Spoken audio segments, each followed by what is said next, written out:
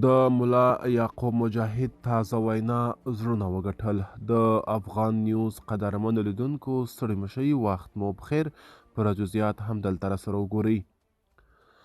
د طالبانو د دفاع وزیر مولوي محمد یعقوب مجاهد په کندهار ولایت کې د جهادي مدرسې د فارغانو یوې غونډې ته د وینا پر مهال چې غږیزه بڼه یې د طالبانو ټولنیزو فعالینو خپره کړې، ویلي په هیواد کې عصري زده کړې یوه اړتیا ده. ملا یعقوب په خپلې دې وینا کې زیاته کړې، په افغانستان کې داسې ذهنیت جوړ شوی دی چې د عصري او دیني علومو لارویان د یو بل پر ضد شوي او له یو بل کرکه لري. د هغه په خبره که شیخ الحدیث استاد او ملا ناروغ کیږي، څوک به یې درملنه کوي؟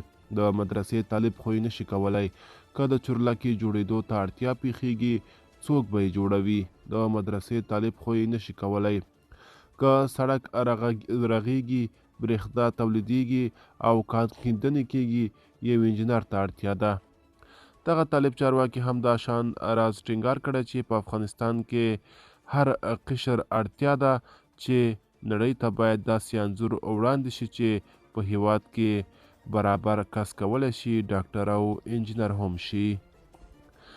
بلخوا ملا برادر ویلی دی، په داسې حال کې چې طالبان د دوحې قرارداد په نتیجه کې پر افغانستان واکمن کړی شول، خو د دوی د رئیس الوزرا اقتصادي مرستیال ملا عبدالغني وایي ازادي په بېشمېره قربانۍ ترلاسه کړې او چا په خیرات نه ده ورکړې.